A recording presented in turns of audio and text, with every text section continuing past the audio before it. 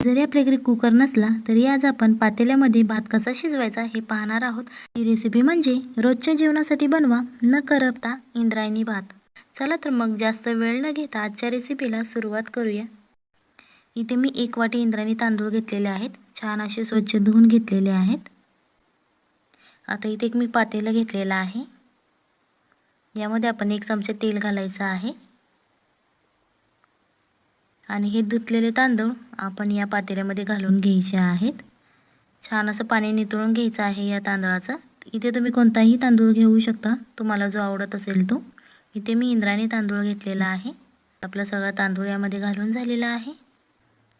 आता हा तांदूळ आपण तेलामध्ये 1 मिनिट छान असं फ्राय करून घ्यायचा आहे, जेणेकरून यामधलं पाणी आटलं जाईल आणि तांदूळ असा आपला एकदम सुट्टा सुट्टा तयार होईल। कारण हा इंद्रायणी तांदूळ आहे, इंद्रायणी तांदूळ हा चिकट होतो, त्यामुळे आपण हा 1 मिनिट तेलामध्ये फ्राय करून घ्यायचा आहे। आणि तुम्ही इथे कोणताही तांदूळ घेतला तरीही तो 1 मिनिट तेलामध्ये फ्राय करून घ्यायचा आहे, जेणेकरून छान असे मोकळे मोकळे शीत आपले तयार होतील। व्हिडिओ आवडत असेल तर व्हिडिओ लाईक करा आणि जर तुम्ही चॅनलवर नवीन असाल तर चॅनलला सबस्क्राईब करा, जेणेकरून येणाऱ्या नवनवीन व्हिडिओचे अपडेट तुम्हाला लगेच मिळतील। आता आपला तांदूळ छान असा तेलामध्ये फ्राय करून झालेला आहे। यामध्ये आपण चवीप्रमाणे मीठ घ्यायचं आहे आणि आता हे मीठ छान असं तांदळामध्ये मिक्स करून घ्यायचं आहे, जेणेकरून ते मीठ सगळीकडे पसरलं जाईल। आणि हा भात शिजवण्यासाठी पाण्याचं अचूक प्रमाण लागतं, जर तुम्हाला पातेल्यामध्ये शिजवायचा असेल। इथे मी 1 वाटी तांदूळ घेतलं होतं। आता याच्यासाठी पहिल्यांदा आपण यामध्ये 1.5 ग्लास पाणी घ्यायचं आहे। आता हे छान असं आपण तांदूळ मिक्स करून घेणार आहोत। तुमच्याकडे कुकर नसेल आणि तुम्हाला तुमच्या जेवणामध्ये रोज भात खायची सवय असेल तर तुम्ही पातेल्यामध्ये रोज बनवू शकता, कारण इथे कुकरची काहीच गरज लागत नाही। पाण्याच्या अचूक प्रमाणासह मी तुम्हाला यामध्ये प्रमाण सांगणार आहे, सो व्हिडिओ शेवटपर्यंत बघा। आता हे पाणी छान असं आपलं मिक्स करून झालेलं आहे। आता हे पाणी आपण उकळून द्यायचं आहे।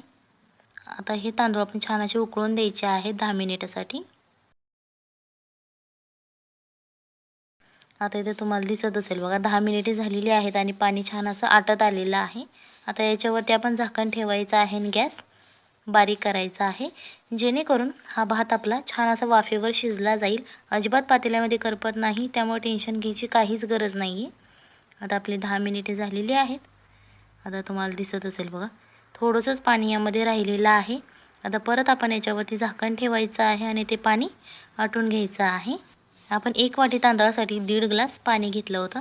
हे पाणी कमी जास्त होऊ शकतं, कारण जर तांदूळ असेल तर होऊ शकतं पाणी कमी जास्त। सो हे आपल्या इच्छेनुसार टाकायचं आहे। जर तुम्हाला जास्त मऊ शिजवायचं आहे तर इथे तुम्ही 2 ग्लास पाणी टाकलं तरीही चालेल। आता तुम्हाला दिसत असेल अशा प्रकारे आपला मऊ इंद्रायणी भात तयार झालेला आहे। तुम्हाला दिसत असेल बघा मोकळे मोकळे शीत झालेले आहेत आणि छान असा मऊ शिजलेला आहे। ही रेसिपी नक्की घरी ट्राय करा, आपल्या फॅमिलीला खाऊ घाला आणि मग मला कमेंटमध्ये सांगा कशी झाली होती। चला तर मग भेटूयात पुढच्या रेसिपीमध्ये, तोपर्यंत बाय बाय, टाटा।